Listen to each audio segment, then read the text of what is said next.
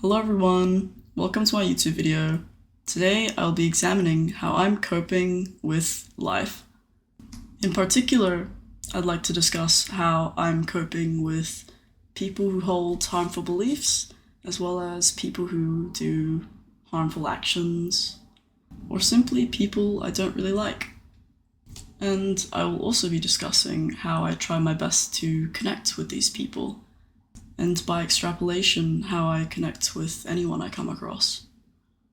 I believe there's something to be said about the amount of effort and tries it took for me to get to this point, as well as the amount of effort and tries it still takes for me to sustain this.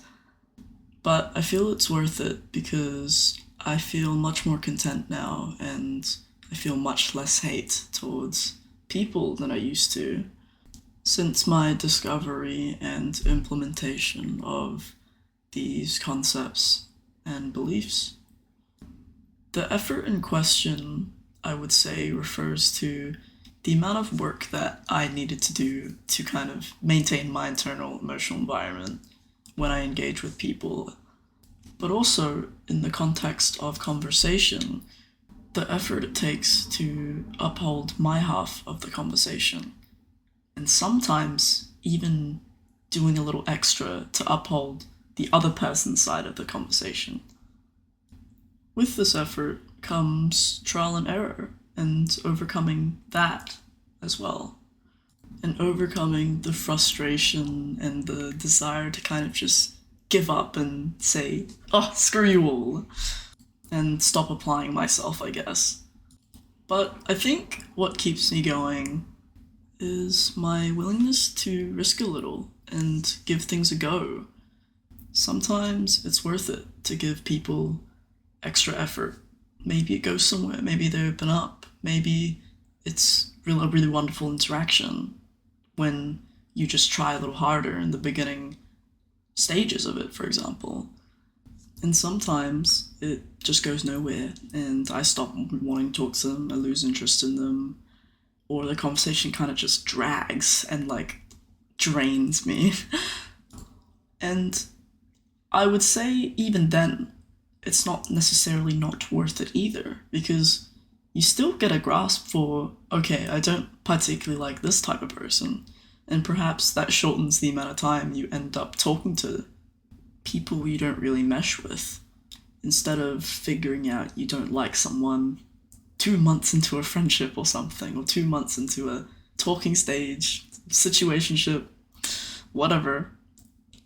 It shortens it to maybe one day. For me, sometimes it's one day. I spend one day with someone, and I realize I don't particularly want to maintain a close friendship with you, so I won't shoot for that. And of course, the way you decide if you like someone or not is by getting to know them. And how do you get to know them? Through talking to them. And if you put the effort in on the first conversation, first few conversations even, you could imagine that one engaging conversation, or a few engaging conversations, could allow you to grasp someone's character a bit faster and maybe with even a bit more depth than like 10 or 20 not very engaging conversations where you kind of just ask all the basic questions and not really try to go that deep.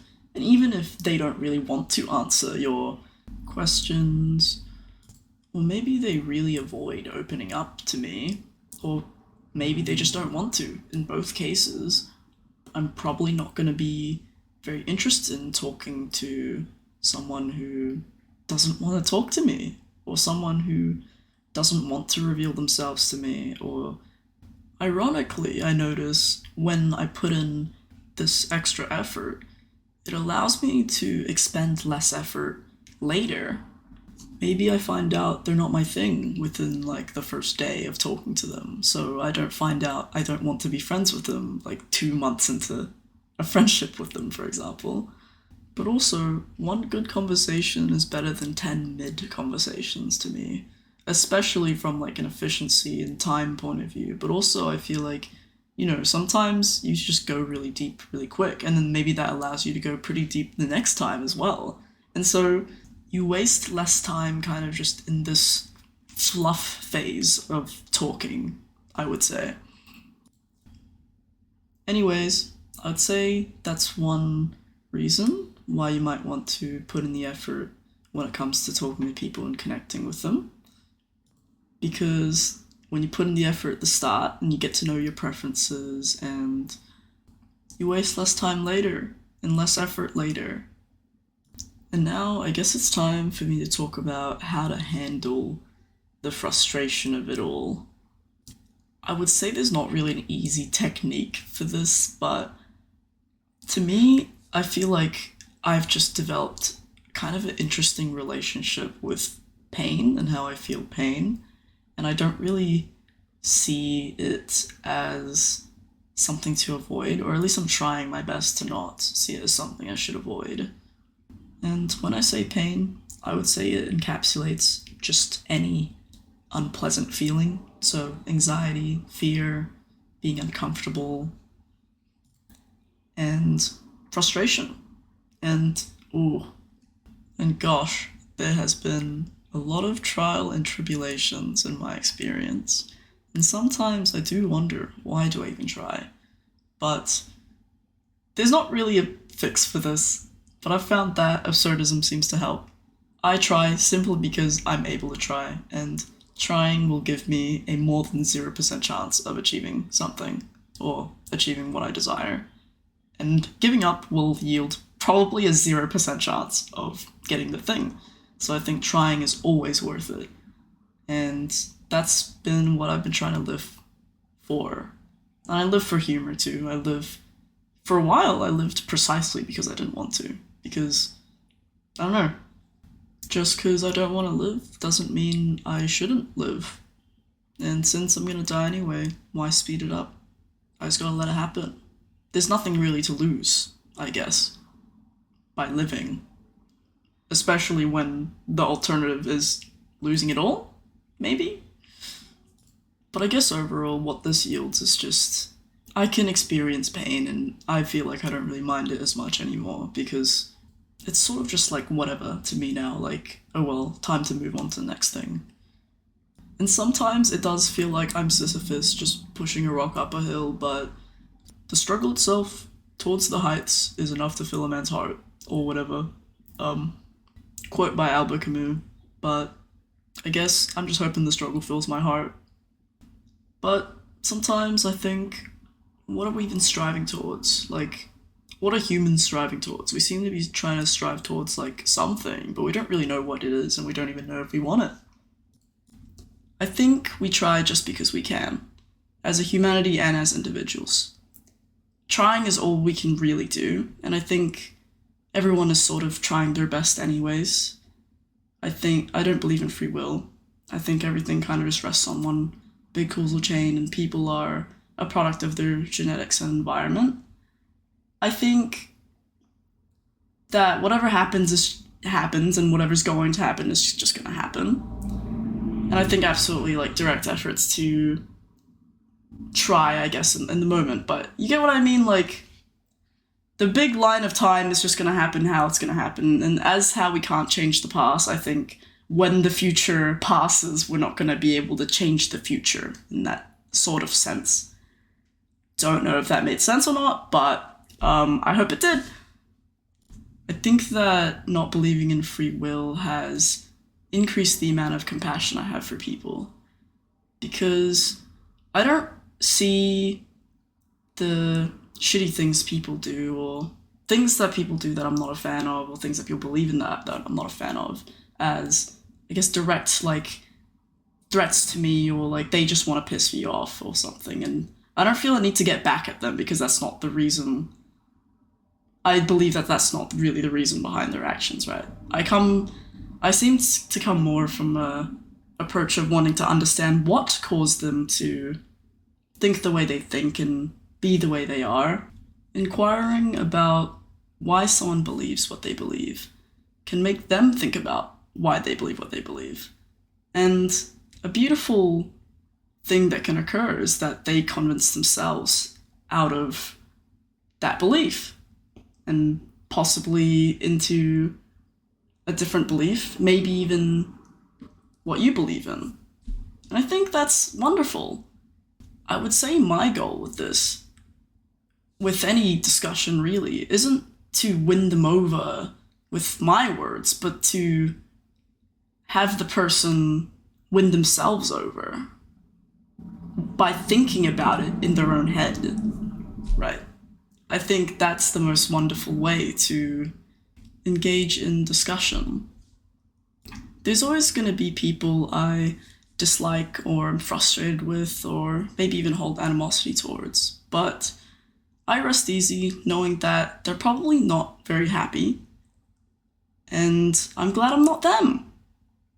I think the beliefs and actions that lead to harm ultimately harm the individual themselves. Like, if you hold beliefs that are ingrained with so much rage, like, there's no way you're feeling happy while believing in such things that hold so much rage and so much, I guess, maybe even fear or anxiety, for example, to expand it to all sorts of unpleasant emotions.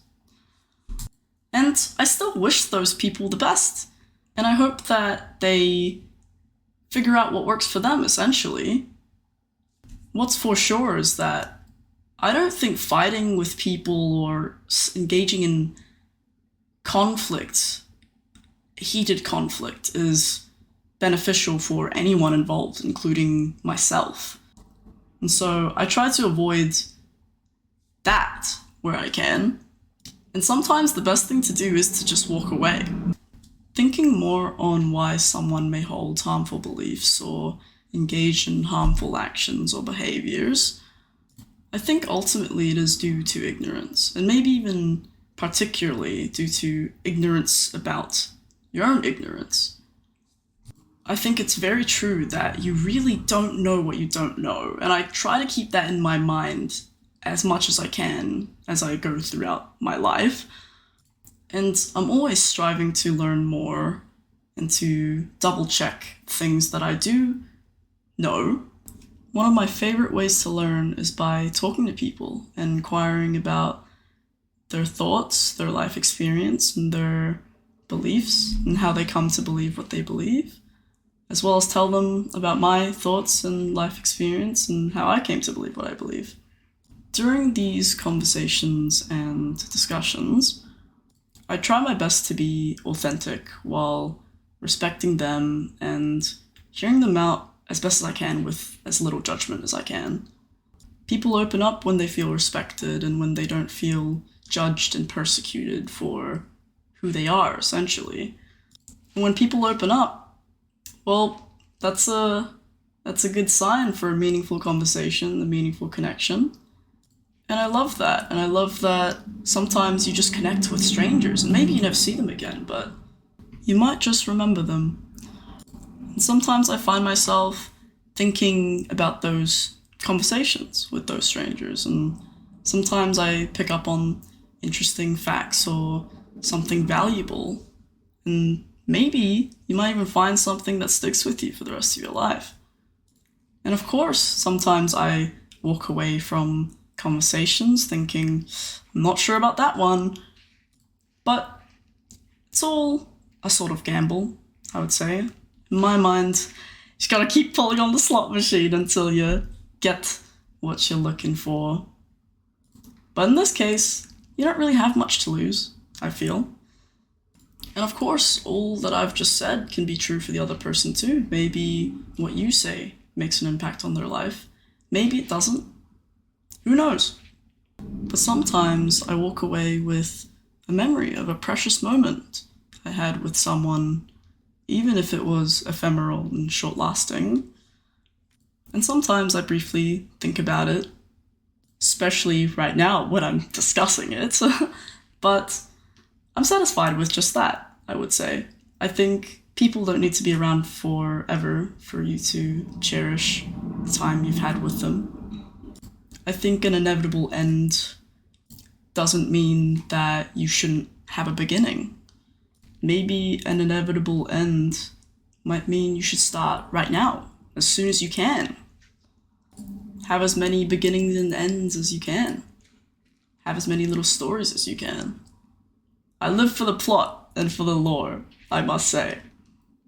Well, that's all for today. Comment any discussion topics you'd like me to talk about, and have a lovely rest of your day. Toodles!